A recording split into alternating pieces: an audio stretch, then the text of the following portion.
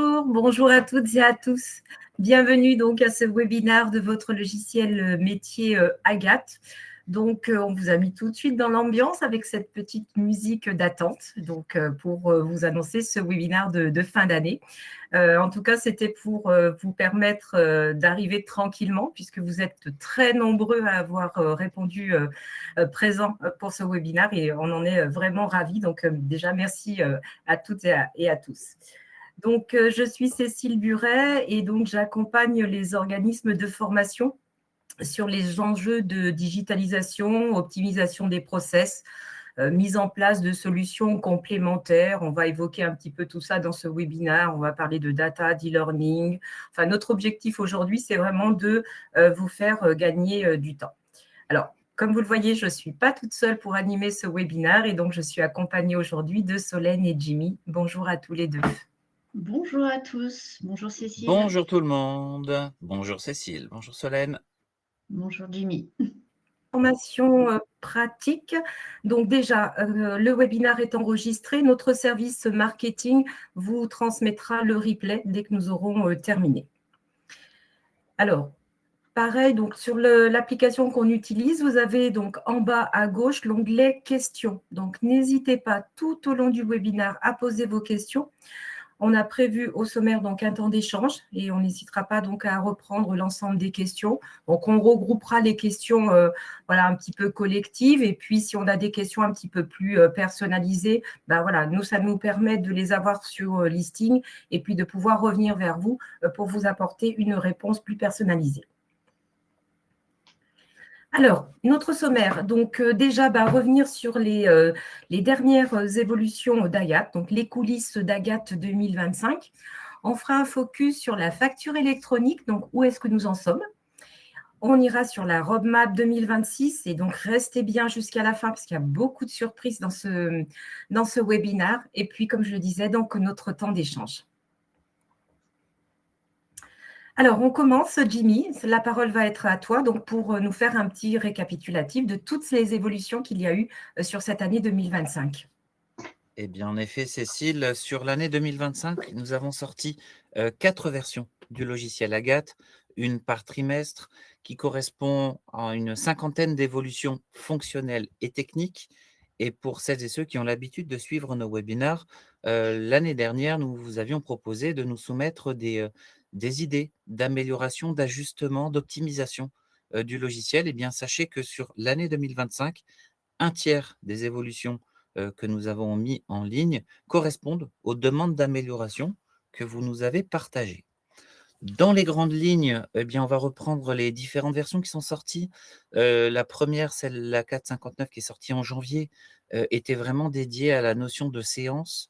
Qu'est-ce qu'une séance? Comment on publie post? Le lieu, lorsque la salle est différente de celle de la session. On a vu aussi la gestion des lots, pouvoir envoyer des convocations par période. Et puis, fonctionnalité sur laquelle on viendra dans quelques minutes, c'est toute la notion de questionnaire avec le publi-postage des questionnaires, mais aussi l'envoi des mails d'alerte lorsqu'un participant ou un formateur aura soit répondu au questionnaire, soit répondu une réponse précise à un questionnaire. Mais ça, je vous en parle dans quelques instants. La version 4.60, elle a été principalement dédiée au nouveau système de signature qui a été mis en place par notre partenaire SoWeSign. Et là, c'est Solène qui nous l'expliquera tout à l'heure. Sur la 4.61 qui est sortie en octobre de cette année, on a continué à optimiser la notion de cycle court et on a continué nos ajustements sur SoWeSign. Et sur la 4.62 qui est sortie il y a quelques semaines, on a mis en place la dernière partie du module CFA pour les contrats d'apprentissage. On a fait des ajustements aussi sur les quiz et puis on a mis en place une fonctionnalité que vous attendiez avec impatience, c'est la possibilité de générer des attestations de présence mensuelles. Et ça encore, Solène nous en parlera dans quelques minutes. Et bien justement, Solène, est-ce que tu peux nous parler, faire une petite rétrospective de ce qui s'est passé avec notre partenaire SoWeSign cette année? Oui, alors cette année, SoWeSign a fait évoluer son système de signature dématérialisée des documents, donc tout ce qui est convention, contrat, devis. ça n'a pas touché du coup les attestations de présence. Donc, nous avons profité en fait de ce changement en fait pour nous faire des modifications de paramétrage dans Agathe pour prendre en compte ce nouveau système de signature. Donc, la V1 a fait place à la V2. Petit aparté en fait, donc la V1 en fait n'est plus gérée par SoiSign depuis le 6 novembre 2025. Donc, tous les documents que vous allez générer qui n'ont pas été encore paramétrés en V2 vont être systématiquement en erreur. Donc, bien vérifier que vous avez fait les paramétrages. Donc, pour cela, je vous invite à regarder au niveau des onglets du paramétrage SoiSign dans les documents. Vous avez donc la signature V2 qui doit être sélectionnée. Et quand vous la sélectionnez, vous avez l'affichage d'un nouvel onglet qui s'appelle donc SoiSign avec tous les signataires et tout le paramétrage qui doit être fait pour que l'envoi se passe bien, en sachant que toutes ces champs complémentaires en fait remplacent les balises que vous utilisez sur la V1. Donc, bien vérifier en fait que tous vos paramétrages sont bien faits en V2. Donc, on a profité également donc, pour la continuité de ces évolutions SoiSign pour rajouter des signataires dans la gestion des contrats intervenants, en sachant donc les contrats intervenants, pour ceux qui ne l'ont pas, en fait, c'est un module qui est intégré à Agathe. Donc, la nouveauté donc, pour ces contrats intervenants, c'est l'ajout de signataires. Donc, il y en a 4 désormais. L'intervenant, le responsable du contrat, le contact et le responsable de l'entité, donc pour ceux qui sont en multi-entité. Solène, concernant SoiSign, il y a aussi pour la partie présence et attestation, la mise en place des attestations mensuelles. Tu veux nous en parler? Oui, effectivement. Donc, en 462, donc, vous avez désormais la possibilité donc, de générer des attestations de présence mensuelles pour les participants d'un cycle court sur le mois passé. Dans l'onglet divers donc, du cycle court, nous avons ajouté un lien SoiSign, donc comme vous voyez ici à l'écran, qui permet en fait de générer donc, les attestations. Les attestations donc, redescendent dans Agathe comme toutes les autres lors de la synchronisation quotidienne qui se fait donc, avec SoiSign. Par exemple, aujourd'hui, on est le 17 décembre. Donc, si vous souhaitez générer l'attestation aujourd'hui, vous allez générer l'attestation pour le mois précédent, donc le mois de novembre. Les attestations qui vont redescendre dans Agathe seront stockées dans les inscriptions au cycle court. Donc, par contre, un petit point d'attention, en fait, pour les raisons de performance liées à un grand volume de demandes auprès de SoiSign, nous suggérons de lancer les demandes d'attestation que les 2 ou 3 premiers, éviter de les lancer les 2 ou 3 premiers jours du mois. Alors, on continue. Nous allons maintenant donc vous présenter une autre évolution qui est l'envoi du mail automatique lorsqu'un questionnaire a été répondu. Et là, je laisse la parole à Jimmy. Alors, pour certains d'entre vous, les audits Calliope de surveillance arrivent à grands pas. Et parmi les nombreux indicateurs du référentiel Calliope, il y a quand même des indicateurs qui sont liés au recensement des besoins, à la qualification, au handicap, à la satisfaction. Là, je vous ai donné quelques exemples, le 4, le 8, le 11, le 26 et le 30. Eh bien, sachez qu'avec Agathe et la version que nous avons sortie cette année, on peut maintenant générer via Workflow des alertes lorsqu'un participant, par exemple, dans son questionnaire d'attente, a signalé un handicap. Donc, le questionnaire est envoyé au participant, il y répond. On peut créer un workflow qui envoie un mail au référent handicap si le participant a répondu qu'il avait un handicap à signaler ou alors qu'il n'a pas les prérequis suffisants pour entrer en formation. À la fin de la formation, on dispense le questionnaire à chaud. Si un participant signale qu'il est insatisfait de la méthode pédagogique utilisée par le formateur, et là ça arrive, eh bien on peut déclencher un mail directement au responsable de la session pour le prévenir. Pour ceux d'entre vous qui dispensent des quiz de fin de formation pour valider les acquis, eh bien, on peut aussi créer un workflow qui envoie un mail si le participant n'a pas atteint le score seuil attendu. Les formateurs ont aussi des devoirs, ceux de remplir leur questionnaire de fin de formation. Eh bien, si un formateur a répondu à un questionnaire de fin de formation, on peut aussi déclencher l'envoi d'un mail. Et nos fameux questionnaires à froid qui arrivent 2 à 3 mois après la fin de la session, eh bien, plutôt que d'aller dans Agathe tous les jours pour aller voir s'il y a des nouveaux questionnaires répondus, eh bien là, on peut se créer une alerte à chaque fois qu'un participant ou que sa structure a répondu à un questionnaire à froid, eh bien, on reçoit un mail. Et en plus de la partie mail, on peut aussi publi-poster les réponses. Si on doit faire un entretien avec un donneur d'ordre et qu'on a besoin d'avoir le récapitulatif de toutes les réponses des collaborateurs de cette structure, eh bien, on peut faire un publi-postage, un document par participant, avec les questions et les réponses, la date de saisie, ce qui est parfois important pour savoir quand est-ce que le questionnaire a été répondu. Et puis, les destinataires de ces mails, ça peut être le réservant de la session ou du cycle, le responsable, le contact, les formateurs. On est en formation, on n'a pas le temps d'aller dans Agathe pour s'assurer que les participants ont bien répondu. On reçoit un mail. Et puis, 2 destinataires fixes, comme par exemple le référent handicap. Alors, nous poursuivons donc avec une autre évolution, le paramétrage des couleurs des réponses aux quiz participants. Jimmy.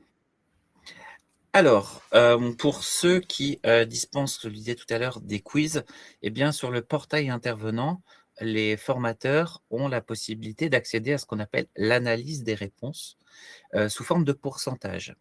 Jusqu'ici, quand on avait des quiz, eh bien, la couleur de la bonne réponse et des mauvaises réponses n'était pas toujours adaptée. On se retrouvait avec une bonne réponse avec une couleur rouge et les mauvaises réponses avec des couleurs vertes. C'est pour ça que pour cette fin d'année, on a mis en place un nouveau paramétrage qui permet de déterminer la couleur de la bonne réponse, la couleur de base des mauvaises réponses, avec une notion de dégradé, et puis quand il y a une absence de réponse, eh bien, on peut aussi attribuer une couleur. Ça se fait dans les paramétrages d'Agathe sur le portail, et là, par exemple, j'ai 2 questionnaires. J'ai 2 questions, pardon. Première question, soit c'était oui, soit c'était non. Et bien là, je vois que ma réponse oui est à hauteur de 60%, voire même 80. Et sur la deuxième question, eh bien, il y avait une réponse bonne et le reste étaient des mauvaises réponses. J'ai cette notion de dégradé, ce qui me permet de voir facilement et rapidement en tant que formateur si mes participants ont largement bien répondu ou si je dois peut-être revoir ma question parce qu'elle n'a peut-être pas été bien comprise. Alors, Jimmy, qu'est-ce que tu peux nous dire maintenant sur l'interface CFA pour les apprentissages, en fait? Alors, ça, c'est un nouveau module que l'on a mis en place qui permet de transmettre toutes les informations du contrat d'apprentissage vers les différents OPCO. Non seulement on va pouvoir gérer les différentes étapes, on va aussi pouvoir poster maintenant facilement et rapidement le CERFA d'apprentissage grâce à des nouveaux champs côté Agathe, avec cette notion de mise à jour, puisque les CERFA d'apprentissage évoluent très rapidement. Eh bien, avec le module, c'est maintenant nous qui prenons ça en charge.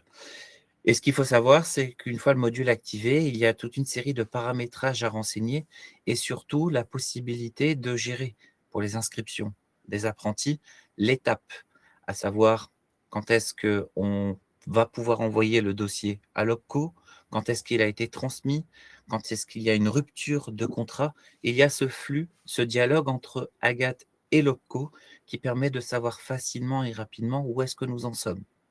En plus de ça, on va pouvoir envoyer le CERFA lorsqu'il a été signé via SoWeSign, pour ceux qui utilisent SoWeSign, la convention signée, et par la suite, on pourra même y rajouter la facture. Et justement, Cécile, on fait la transition, puisqu'on parle de facture, où en sommes-nous de la facture électronique? Belle transition, hein, Jimmy, parfait. Merci. Alors, petit sondage déjà, avant d'arriver sur quelques informations sur la réforme. Voilà, donc vous avez quelques questions, enfin quelques informations. Comment aujourd'hui, où vous en êtes sur la facture électronique? Voilà, si vous voulez prendre quelques instants pour y répondre.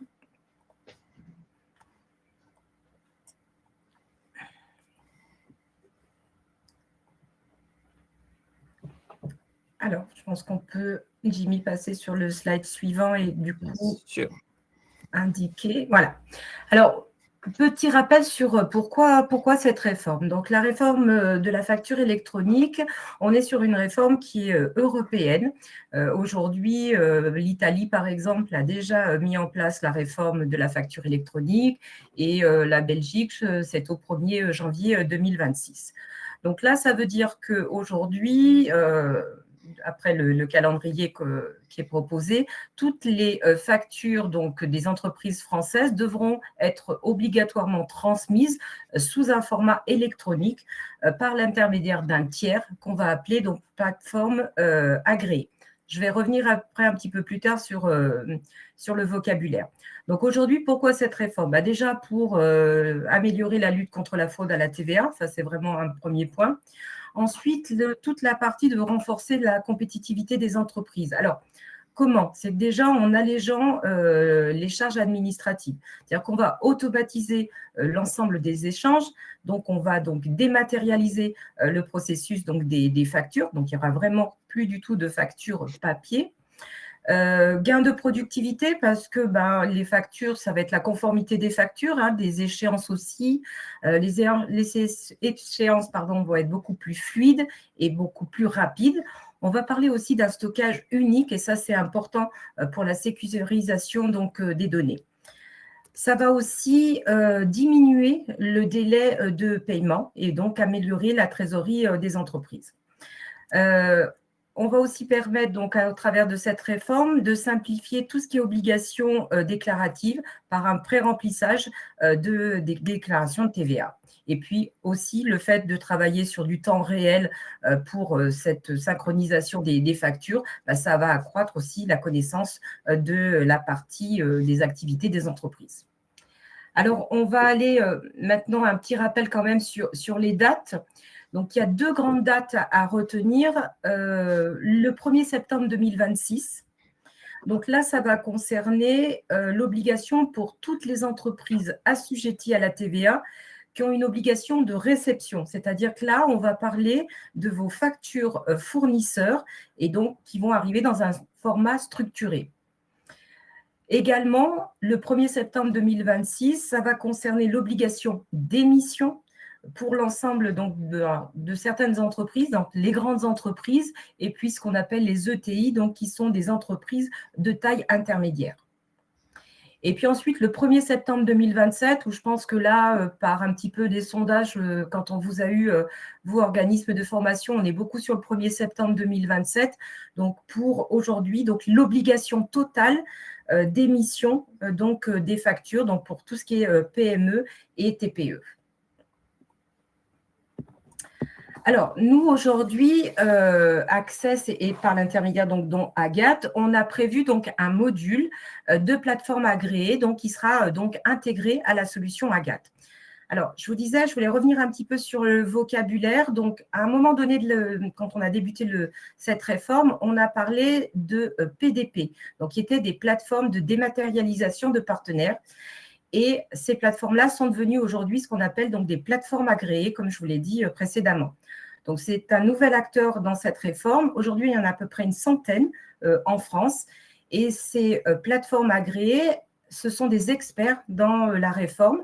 Donc, ça veut dire que ce sont des entreprises privées immatriculées par l'État. Et donc, il y a tout un process vis-à-vis de l'administration pour entrer dans cette procédure d'agrément. Donc, ça, c'est important parce que ça veut dire aussi que ces plateformes agréées vont vous proposer des services qui sont sécurisés et qui vont garantir donc la facturation électronique et la transmission des données.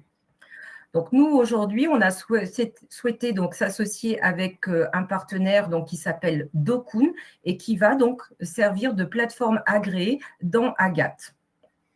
Donc, ça veut dire aujourd'hui que vos factures que vous émettez déjà, peut-être si vous faites la facturation dans Agathe, vous faites de la facturation auprès d'entreprises, auprès de particuliers, donc c'est ce qu'on appelle du B2B ou B2C. Vous avez aussi peut-être des factures avec ou sans TVA et vous avez peut-être aussi de la facturation. Nous, on a des organismes de formation dans le Luxembourg ou en Belgique. Voilà, donc aujourd'hui, on sera donc prêt pour répondre à cette demande de réforme. Donc, déjà dans Agathe, il n'y a pas de grand changement parce que c'est déjà des pratiques que vous avez quand vous allez renseigner certaines informations. Donc là, on a souhaité vous rappeler quand même ces obligations de mention obligatoire, donc de bien rentrer par exemple le numéro de sirène donc, du client, le type aussi d'opération que vous allez donc réaliser. Donc ça déjà, vous pouvez le saisir dans Agathe puisque Agathe vous permet donc de bien mettre dans la notion de service, si c'est des biens, si c'est des services ou mixtes. Et puis, toujours pareil, est-ce que je facture mes entreprises avec de la TVA, donc TVA sur les débits ou sur les encaissements. Donc, aujourd'hui, déjà, première pratique, c'est que sur l'année 2026, bien être en conformité avec ces mentions obligatoires. Donc, ça, c'est pour la partie émission. Et puis, comme je vous l'ai dit, il y a la partie donc réception. Donc là, ça serait pour toutes les factures que vous pourriez recevoir de vos formateurs, de vos prestataires. Si aujourd'hui, vous n'avez pas fait le choix d'une plateforme agréée, sachez que la plateforme qu'on propose en Agathe, elle pourra faire aussi bien l'émission que la réception. Donc là, vous pouvez dès à présent revenir vers nous et pour qu'on puisse vous donner plus d'informations sur cette plateforme que nous vous proposons dans Agathe.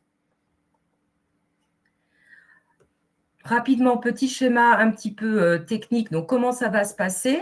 Donc, les factures, elles sont aujourd'hui donc depuis Agathe, puisque c'est notre cœur de métier et ça, dans la continuité du logiciel. Ensuite, donc, on va générer ces factures en un format X. Ça, c'est la réforme qui fait ce principe-là. Elle sera intégrée dans la plateforme agréée, donc avec toute la notion de sécurité, de normes, etc., par rapport à l'agrément de la plateforme. Et puis ensuite, on va avoir le cycle de la facture, c'est-à-dire que cette facture va être déposée, elle va être approuvée, et vous allez pouvoir avoir une traçabilité de l'ensemble de vos factures depuis cette plateforme agréée. Alors, d'ailleurs, notez bien la date car nous animons un webinaire avec notre partenaire Dokun le mardi 24 février 2026 à 10h30. Donc, vous allez recevoir une invitation par mail. Alors, petit cadeau, comme c'est Noël, vous pouvez dès à présent donc, télécharger le guide de la facture électronique en cliquant sur le bouton Apps que vous voyez en fait en bas à droite de votre écran. Donc, je vous invite à le télécharger.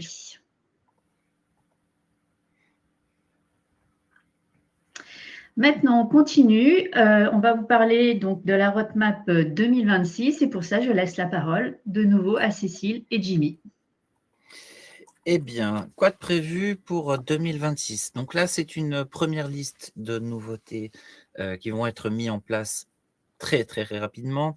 La possibilité notamment pour les tiers rattachés d'une inscription, les sociétés, les OPCO, de répondre au questionnaire sans être authentifiés, puisque jusqu'à présent, il fallait paramétrer un identifiant, un mot de passe pour l'accès au portail pour tous les tiers d'une inscription. Et bien là, ils n'auront plus besoin de ce compte-là. On va avancer sur le publipostage des absences partielles, notamment les retards, les départs anticipés.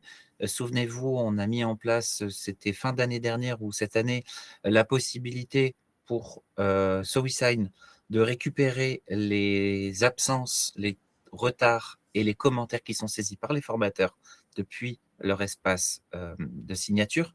Eh bien, maintenant que c'est récupéré dans Agathe, on va aller jusqu'au bout de l'histoire et on va pouvoir poster tout ça. On va continuer nos optimisations, notre simplification des cycles courts. Pour ceux et celles qui planifient beaucoup de cycles courts, vous vous êtes maintenant habitués avec le planning graphique, avec l'affectation en masse, et ben on va aller encore plus loin pour faciliter votre expérience utilisateur. Et bien évidemment, on va continuer à prendre en compte toutes les demandes d'évolution, d'amélioration que vous nous avez transmises, soit lors des précédents webinaires, soit via l'assistance, ou même lorsque vous avez des contacts avec les chargés d'affaires, Cécile, Laurent et même Zora. Alors, en effet, Jimmy, et si on continue, donc la facture électronique, comme je viens d'en parler, bah, ça fait partie aussi d'une des évolutions donc, de 2026. Donc, bien rappeler la date du 24 février, parce que ça va être important qu'on puisse vous présenter avec notre partenaire tout le cycle de la facturation de Agathe vers la plateforme agréée. Et puis aussi une nouveauté, donc un nouveau module LMS. Alors, on a fait quelques rendez-vous avec Solène là récemment sur les quelques mois précédents. On est revenu auprès de certains d'entre vous et voilà, on a eu comme retour. Souvent, vous êtes en recherche, suivant les formations que vous proposez, de solutions d'e-learning et vous nous demandez justement si nous, dans Agathe, on avait prévu cela. Alors, nous, ce n'est pas notre cœur de métier, hein, l'e-learning, mais par contre, on s'est rapproché d'un partenaire historique qui est la société B-Link. Et donc, par l'intermédiaire donc, de Calimedia, il propose aujourd'hui une offre digitale qui est intégrée complètement à Agathe. Donc, leur plateforme s'appelle le LMS Upility. Et l'avantage, c'est que cette offre aujourd'hui qu'on intègre et qui est connectée à Agathe, elle va pouvoir, pour vous qui proposeriez aujourd'hui ce type de session, d'avoir une synchronisation de vos parcours aujourd'hui et des sessions dans Agathe directement, et c'est transparent pour vous, dans l'application donc Upility. Donc, ça veut dire que pour vous, utilisateurs, vous allez avoir un gain de temps, bien sûr, simplifier l'ensemble des planifications et centraliser tout le suivi. La plateforme, donc, elle est dédiée donc, aussi bien aux apprenants et aux formateurs avec un suivi personnalisé, les classes virtuelles et puis la diffusion de contenu d'e-learning. Alors, notre partenaire va aussi plus loin puisque, en plus de proposer cette notion d'e-learning aujourd'hui, de session d'e-learning, il propose du contenu sur étagère. Donc là, c'est du catalogue de formation dans des domaines très spécifiques. Hein. Alors, ça peut être l'intelligence artificielle, la sécurité, la santé. Donc, ils peuvent vous accompagner aussi sur la création de sessions d'e-learning sur mesure, puisqu'ils ont intégré dans leur outil un outil qui va justement, un outil auteur qui va vous permettre de réaliser ces formations donc d'e-learning sur mesure. Et donc, de vous accompagner bien évidemment sur cette partie-là, puisque encore une fois, voilà, on a préféré, nous, travailler avec des experts du digital pour cette partie LMS. Donc, en tout cas, si vous avez un projet à venir, n'hésitez pas à revenir vers Zora, Laurent ou moi-même pour qu'on puisse programmer une présentation de cette solution. Alors, donc, comme on est en effet en période de fin d'année et que tout le monde prépare déjà les cadeaux pour chacun, donc nous aussi, on a quelques petites surprises. Et en effet, retenez bien la date. Le 5 février 2026, à 11h30, nous allons organiser un webinaire pour vous présenter le relooking Agathe. En effet, pour 2026, on va rendre Agathe beaucoup plus ergonomique, beaucoup plus fluide. Agathe va subir un lifting. Et donc, on va proposer un look totalement nouveau, responsive, facile à utiliser. Et on va aussi intégrer de la data, des analyses directement dans l'outil. Donc là, c'est une vraie révolution côté Agathe pour ceux et celles qui l'utilisent depuis maintenant quelques années. Eh bien, 2026, ça y est, on fait peau neuve et n'oubliez et retenez bien ce petit slogan à la Saint-Agathe. Agathe se relook et ouvre un nouveau chapitre, une interface repensée pour faire parler vos données. Donc, à vos agendas, vous notez la date, on vous le rappellera tout à l'heure, et on se retrouvera en 2026 pour vous présenter le nouveau look d'Agathe. Dernière partie de notre webinaire, Cécile, Solène, est-ce que vous pouvez nous expliquer comment concrètement, en tant qu'OF, on peut gagner du temps, on peut optimiser notre utilisation et quels sont les différents services que nous proposons au sein d'Access? Bien sûr, Jimmy. Alors, Donc, petit rappel, hein, c'est toujours un petit peu reprendre les rendez-vous qu'on fait avec vous et vos retours. Donc, on a vu avec Solène que certaines fois, quand on reparle un petit peu de l'utilisation d'Agathe, on se rend compte que faute de temps, voilà, des fois, il y a certaines fonctionnalités qui ne sont pas assez optimisées et que ça demanderait peut-être un petit peu un rappel de votre côté pour que vous puissiez mieux utiliser certaines fonctionnalités. Alors, nous, aujourd'hui, dans les services qu'on vous propose, on a la formation. Donc, nous, Access, on est aussi organisme de formation. On est aussi agréé Calliope. Et donc, on peut vous proposer des formations personnalisées qui vont être liées à vos cas d'usage, en effet, à votre métier que vous proposez. Donc, voilà. Toutes ces formations-là, aujourd'hui, sont à votre disposition. Donc, il ne faut pas hésiter à revenir vers nous pour qu'on puisse qualifier le besoin. Et puis, on a aussi en même temps un autre service. Donc, nous, c'est ce qu'on appelle le STF, c'est de l'accompagnement personnalisé. Alors, c'est un petit peu plus flexible parce que ça va être c'est un forfait de nombre d'heures que vous allez pouvoir commander et qui vont vous permettre de solliciter donc nos consultants, nos formateurs de manière comme vous le souhaitez au fil de l'eau au cours de l'année parce que vous avez un besoin spécifique, vous utilisez les workflows et vous sentez qu'il y a peut-être des documents à revoir ou à retravailler ou sur un questionnaire peut-être. Voilà, donc ça, nous, on met à disposition le planning des consultants et des formateurs, ce qui permet d'avoir cette flexibilité et de le réserver quand vous le souhaitez. Le Solène, je vais peut-être te laisser, toi, peut-être compléter ce que je viens de dire par rapport à la mise en place de ces heures d'accompagnement. Oui, merci Cécile. Alors, des accompagnements STF sont possibles. Vous pouvez faire une demande via les tickets.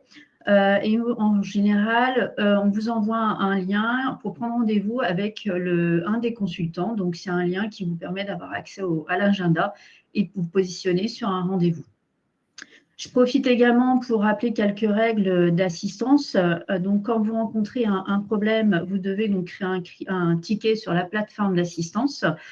Il est préférable donc effectivement de créer une demande par ticket et si possible de nous donner le maximum d'informations en nous communiquant le numéro de la session, de l'inscription, le nom du workflow ou du public postage, en sachant que des copies d'écran sont toujours un petit plus.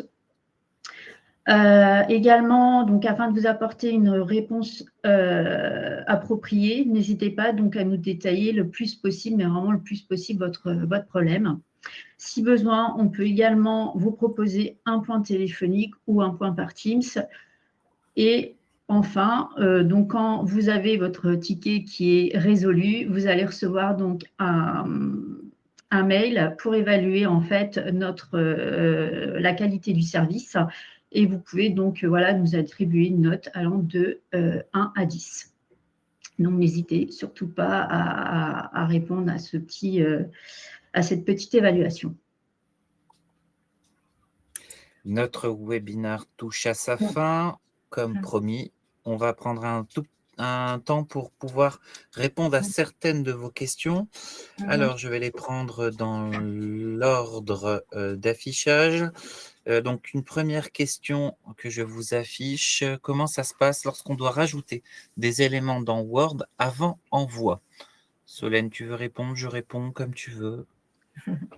Alors, dans Word, avant envoi, ça dépend. La question concerne le paramétrage des publi-postages. Ouais, là, c'est peut-être besoin d'un peu plus de détails.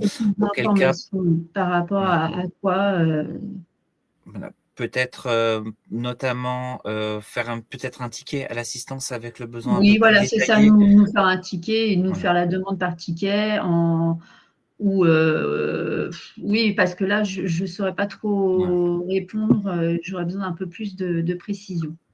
Donc voilà, donc pour ce genre de demande, donc on va pour les questions qui suivent, n'hésitez pas si c'est vraiment lié à de l'utilisation, soit nous faire un ticket via l'assistance pour qu'on ait un peu plus de détails. C'est vrai que répondre comme ça, on pourrait vous donner toutes les réponses possibles, mais on a besoin d'avoir quelque chose de plus détaillé. Je prends une deuxième question sur le planning graphique, la gestion, la notion d'optimisation. Ça, je vais me permettre de répondre. En effet, dans les évolutions qui sont prévues sur le cycle court, il y a bien cette nécessité de prendre en compte ce qu'on appelle la semaine type, c'est-à-dire ce prédécoupage matin et après-midi pour que toutes les sessions du cycle court tiennent compte de la semaine type. Donc, ça va faire partie des optimisations prévues pour 2026. Je continue. Voilà, une question, je pense que c'est plus pour toi, Cécile. Qui dois-je contacter afin d'apprendre à me servir d'Agathe? Je ne suis pas du tout familière avec ce logiciel et ça fait peu de temps que je m'en sers. Bah oui, c'est la dernière partie sur les services qu'on évoquait, tout à fait, Jimmy. Donc, soit vous revenez, alors je ne sais pas si la personne connaît donc le référent commercial, donc j'ai cité Zora, Laurent ou moi-même, mais voilà, on est à votre disposition, faire un mail ou nous contacter. Voilà, Jimmy affiche les coordonnées des personnes qui gèrent votre suivi dossier. Donc, n'hésitez pas à nous contacter et puis on va qualifier votre besoin. Est-ce que c'est de la formation? Est-ce que c'est de l'accompagnement? Mais c'est tout à fait un des deux services qui vous sera proposé pour que vous puissiez utiliser au mieux le logiciel Agathe. Merci Cécile. On va en prendre une petite dernière. Je regarde. Donc il y a pas mal de questions qui sont plutôt liées à l'assistance.